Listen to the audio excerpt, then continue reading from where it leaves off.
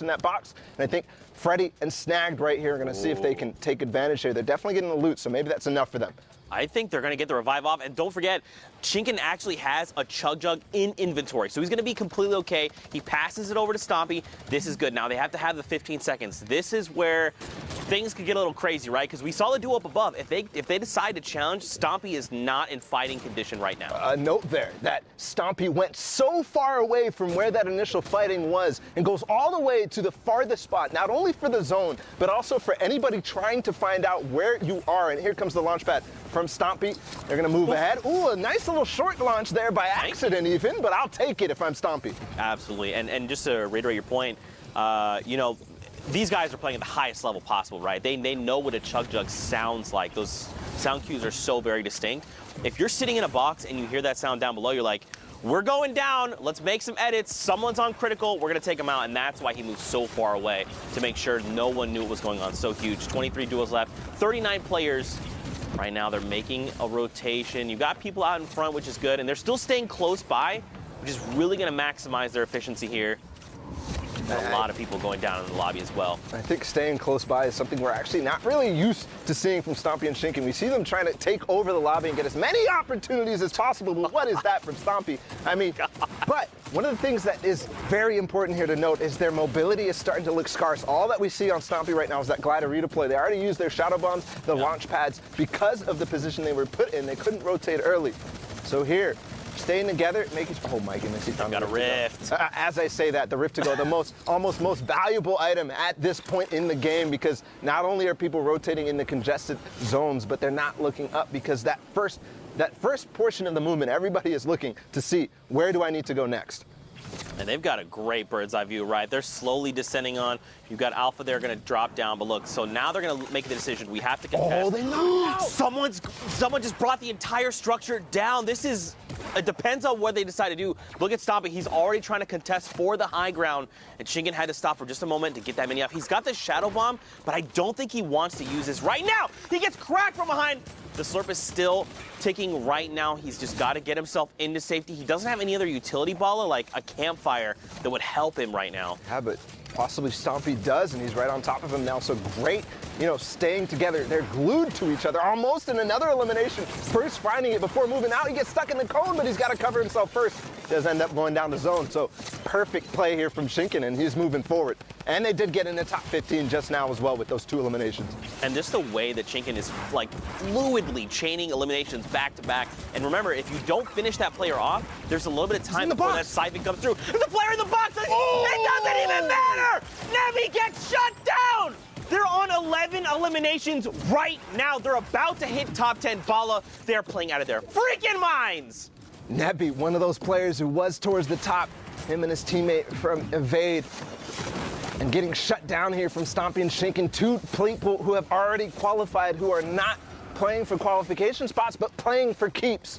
Right now, they're showing off why they should be at the top of the leaderboard, and we just talked about it. We were like, where's Stompy and Shinken? Because there's nobody who's qualified at the top of the leaderboard like we're used to seeing, but maybe after this game, things are going to change, but the Heavy Snipey coming in. Heavy Snipey? Snipey, yeah, absolutely. Snipey coming through. Now, don't forget, they're also at 66 points. We've seen 3 duos now with that point value. And look at this. Stompy's got to chain together these eliminations. Shinken is down, but it's okay. Stompy's been in positions like this before. He knows how to clutch these games up. The campfire is rolling, Bala. He's getting back in that rhythm. Getting back in that rhythm and achieving top 5 right there, that last placement threshold before the Victory Royale. So all he has to do. There we go, the key to all doors! Oh my! Okay, I'm going to lose my freaking voice after today. I'm telling you right now. Stompy and Shinken are putting on a show. The European queues are done as well. It's a free-for-all right now. Also, Pewds goes down a rocket from up above, Bala. Just barely dodging that. And now he's up to 10, 15 total for this duel. It's a 1v1v1. He's hunting the player down on low ground, but he can't get in the zone. I think that's going to be the end, because Katsus is looking right at him. Now, has the Chug Splash. The RPG just barely is going to hit the wall in front of him. Using the Chug Splash and the campfire, I don't think it's going to be enough, because the player up above probably has more in the tank, but he's going to come down. Is it going to happen? No. Massey is going to win that game against Cactus over the heel off there, and that is just an unbelievable sequence of events. We followed Stompy and Shinken from the beginning, And look where they ended up. 15 eliminations, the most out of any placement thresholds besides the Victory Royale. That is a performance for the ages and a reminder of why we need to be scared of them going into New York City. That ain't no little tiny thin pancake, bro. That's a big old beefy pancake covered in delicious syrup. You like to see it. But of course, guys, there's more Fortnite action. We've got more games hopping in right now. Got Dervig and his duo partner. They've got their eyes set on another duo sitting in a box. I believe they've got double heavy snipes. That's why we'd ping this out. A single shot's going to come out and wait for it. Okay, so they're going to break this wall. They want to get a little bit of a better vantage point. That's smart, right? Because they're over that little lip there. Nope, they're not there. But now you've made the heavy sniper known, right? Now this other duo is like, well, they're looking to take shots. You know, the Panic launch pad. I don't necessarily know if that's Panic. Right. So they are in the side of zone, making their way in, and you can see now Drivig and his teammate Waldo are going to go in, but he box fights indeed, gets Wetbra right out of there, no chance to react at all. And that is something that you can catch people by surprise is they're trying to make that rotation, right? They're trying to figure out what their plan is to go forward. And because of that, they're all looking around. They're not paying attention to the fact that they're not covered. They're not paying attention and listening to the fact that there's a heavy sniper coming in or just a pickaxe even from one of the most obvious locations right above you. And I mean, you saw them separate for a moment, him and his dual partner, and now they just use that rift to reposition and get to go close back together. You got Marcote here and Squalls K. Marcote here has got 6 eliminations. Again, this is almost unusual, Balla, because I feel like, you know, semifinals are typically the day where you find a ton of players sitting on mountains of eliminations, right? Borderline double digits at times. But on finals day, very rarely you see that happen. You see eliminations be picked up toward the end, right? When you break that placement barrier and then you're like, I'm just going to catch people making late rotations. But that's not been the case today. You can tell players they're ready. They are so hungry. They want those tickets. You can almost feel the pressure that they're feeling, that they're playing with, right? The high eliminations, they have to go for it because it's all or nothing right now in this moment. There's only 4 spots left up for grabs in EU. That isn't much out of all the players who are playing and out of the top 1,500 that made it from semifinals to today. That's right. And remember, we recently saw the highest point value we've seen is 66.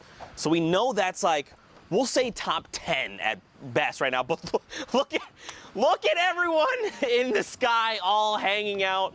May have been a rift to go, a community launch pad, a potential guy. Yeah, the vents are right there over by the hot spots.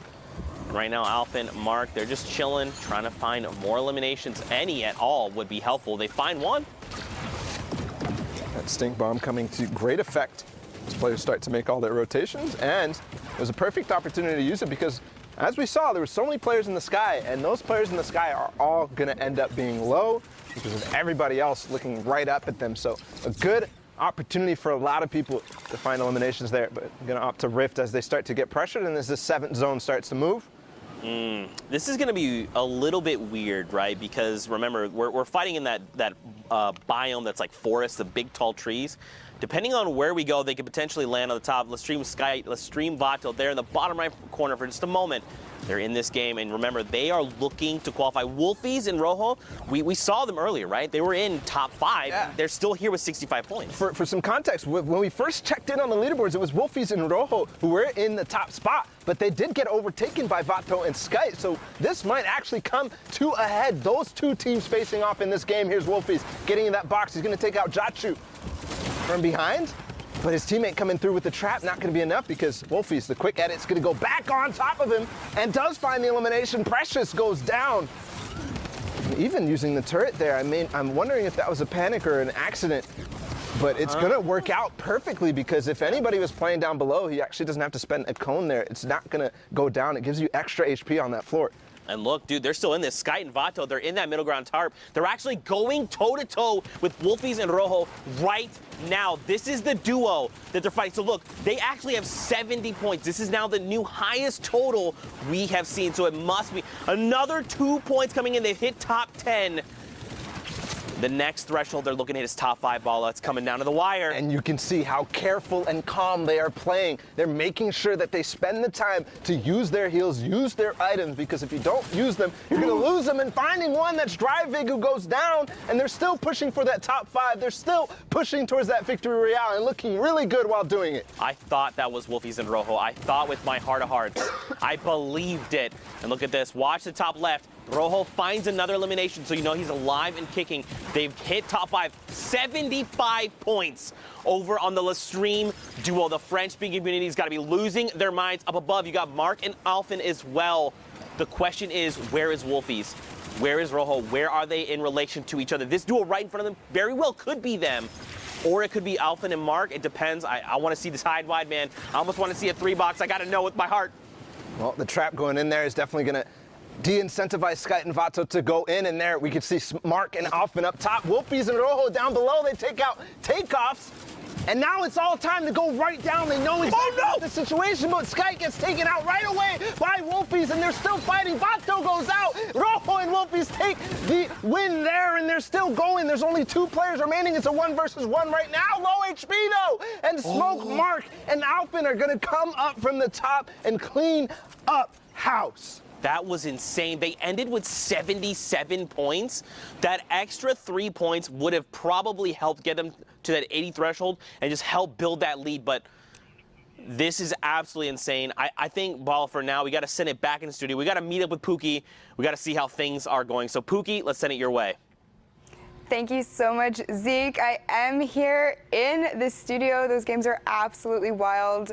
EU is, like always, not disappointing, that is for sure. But I am joined with my good friend Sundown. He has got some clips for us. I know you got a little bit of Stompy. Can't wait to see that. Show us what you got. Yeah, let's actually jump in right here with some of the duos who have been popping off so much today in the last block. First off, we had the VAR duo of Refscar and Hackscore being able to put a ton of work on the mid ground. So first, you can just see catching the players who are trying to rotate through, putting the legendary infantry rifle to work, finding Comey there. But watch what happens on the rest of the mid ground tarp. That's one thing we talked about, being ready to fight at all times. Catches Booth right there, 0 ping, won't save you as Refscar, then immediately edits around, checks another angle, gets the cleanup on Idrakil. That wasn't his knock, but the materials that he ends up getting from that was huge. But Hackscore is then covering the other side, is able to get the other part of the Valhalla Vikings duo, and now they're going to work. Benji Fishy, one of the best players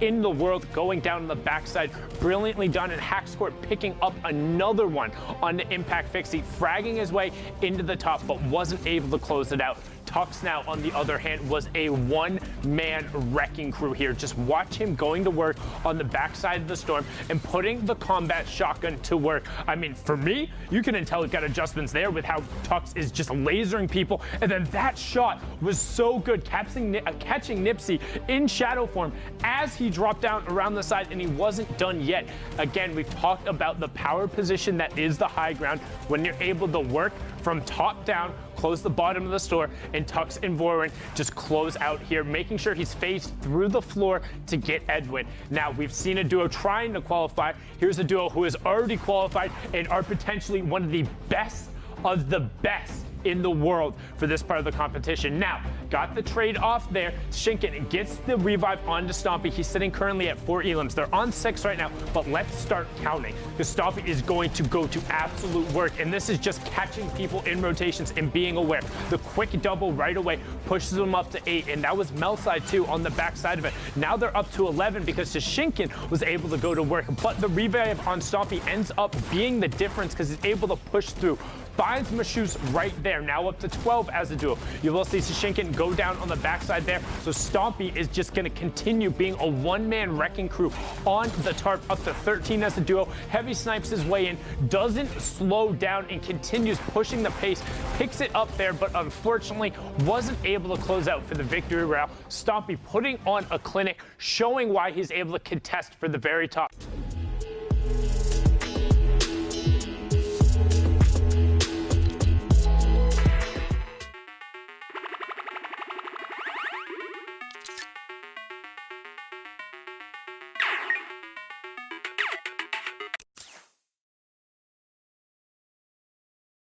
They are going into this hard, and from what we've seen, it certainly shows. But you know what?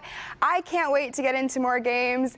Zeke and Bala, let's hear from you. Pookie just flexing all over us right now, talking about how she's talking with Chinkin and Stompy. That's cool. I also talk to players. No, it's not. Pookie. Don't cry on us now, but it's already cried 6 times. That's a 6. All right, Fortnite fam, we are back. and we're tuning in with Pyro and Destiny's Jesus right here. Destiny's Jesus is definitely somebody that's been on a lot of people's radar because, you know, we all learn from this guy. Everybody is watching his videos because every single day it feels like he's coming out with a new technique on how to box fight or how to build fight. His partner Pyro right now, they're slightly split.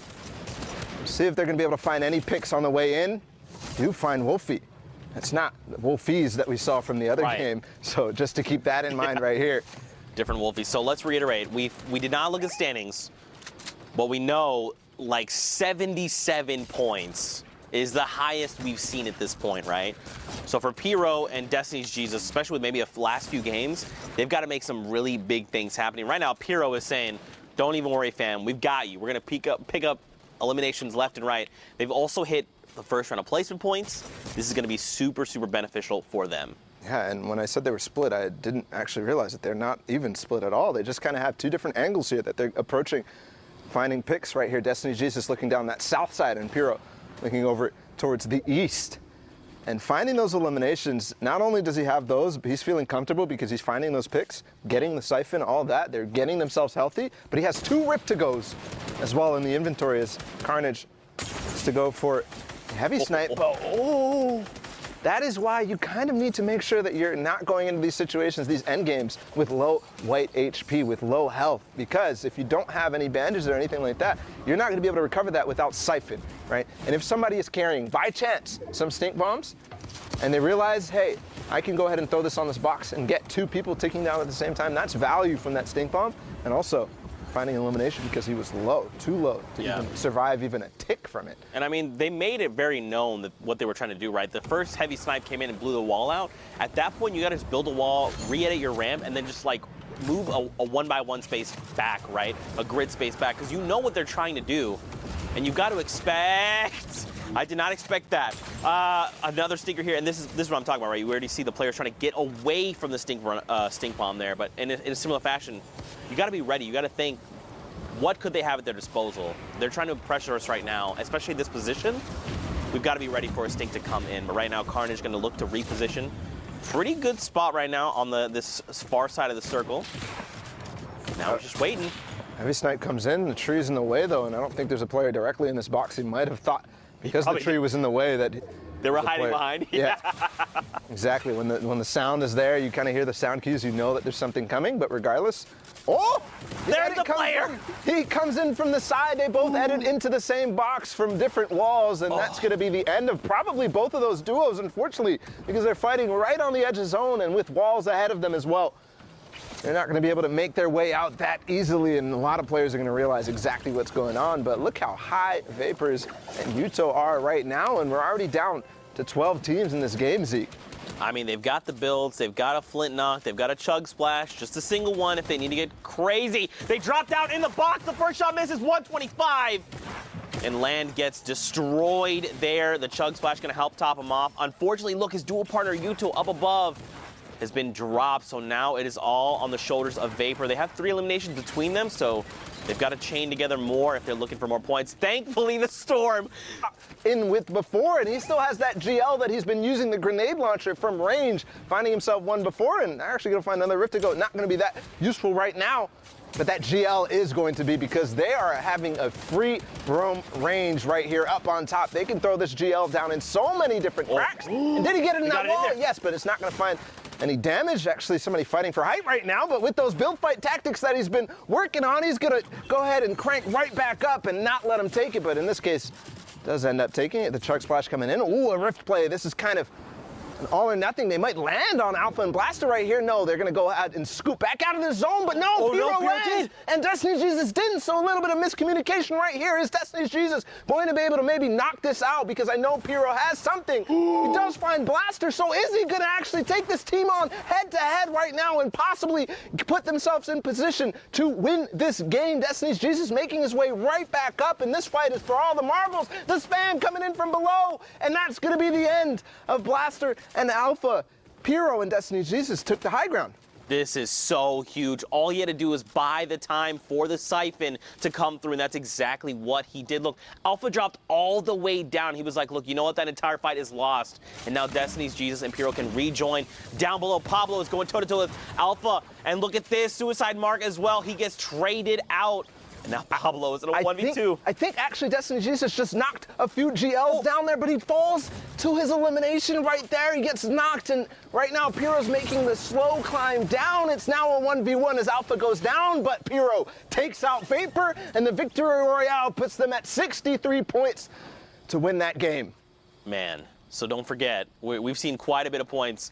They very well could be contesting for top 5 right now, and that would be absolutely huge. But of course, more games, more action to tune into. We're over by Tomato Temple.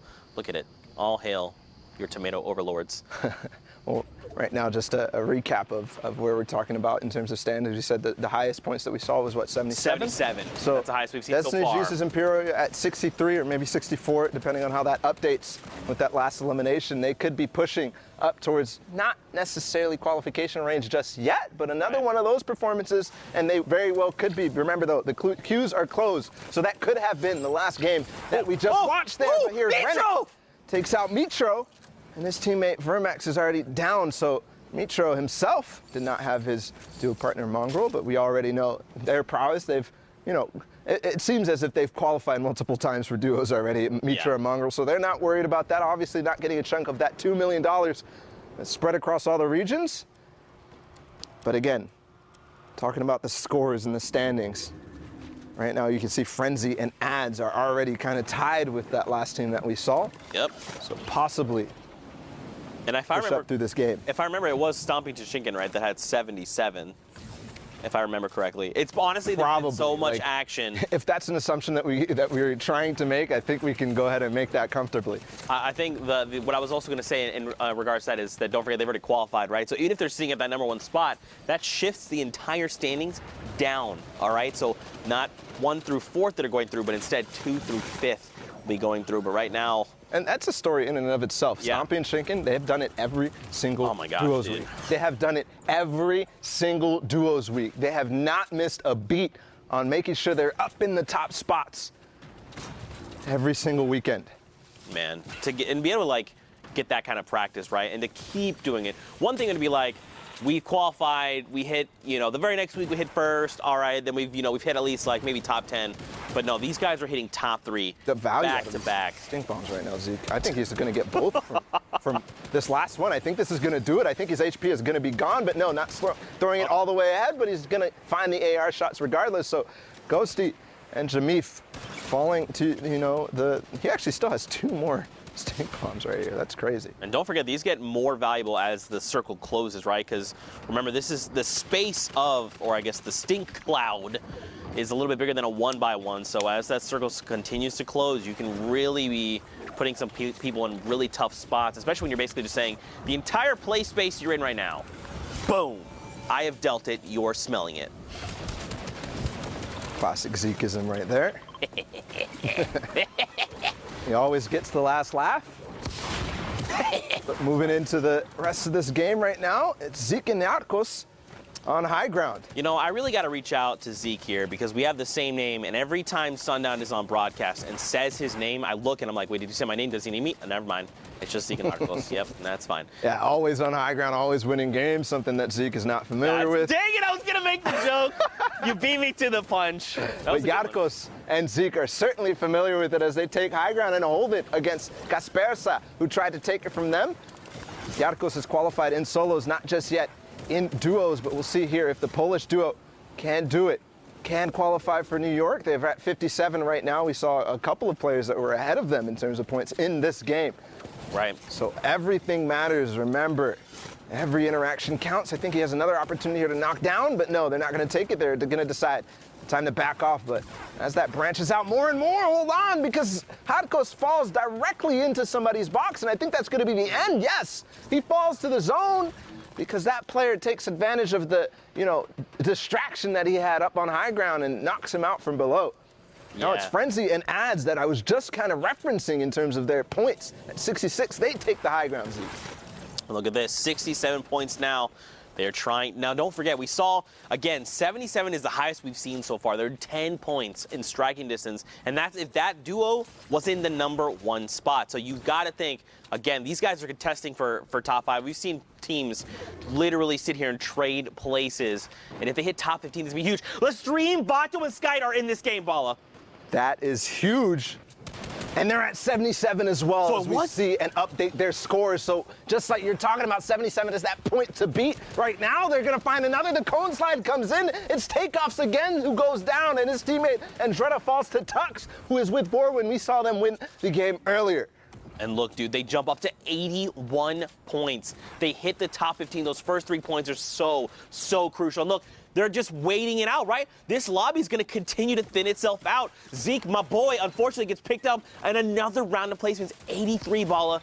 83. They could very well clutch this up and just be the point leaders. This could be it. Skite and Vato could finally, after 10 weeks of trying, after 4 duos competitions, all those weekends finally paying off, possibly here for Skite and Vato. We've seen this exact situation play out in that game that they got all the way towards the top 5 last time, with a lot of eliminations racking up as well. They're playing slow, and they're making sure that they're going to get that ticket to New York.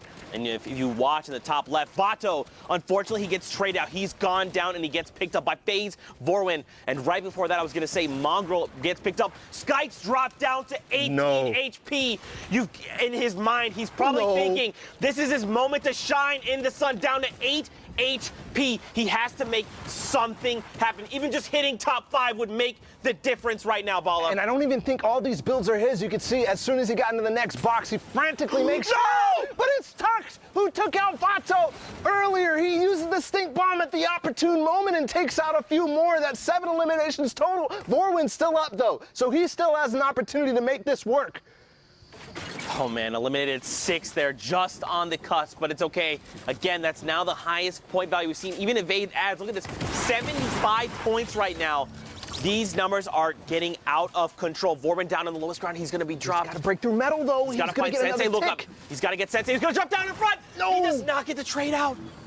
Ads right now has the health advantage. Frenzy and Sensei, look at them both. They're so hurt that the storm is continuing to tick them out, and it is not enough. It's Ads and Frenzy get the victory royale. Man, Zeke, we're getting 79 points. I can't do this. And that could be 80, because I know that elimination counter is slow to update towards the end of these replays. It could be enough, and that could even be possibly their last game, or they could have gotten one more in before these queues. I mean, Zeke, this is coming straight down to the wire here in Europe. Oh, my goodness, man. Of course it would be like this for the final week. It's been like this every, periodically we've seen moments like this where we've seen players edged out at the very end.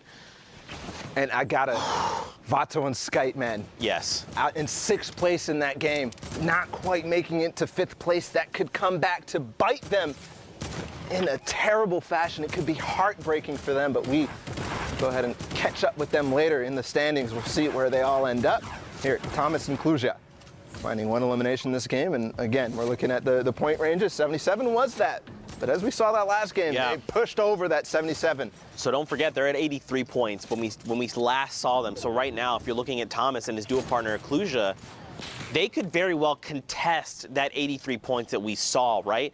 It's only a difference of 6 points. That's making it into top 10. They're at, top 5. With a few eliminations sprinkled in there,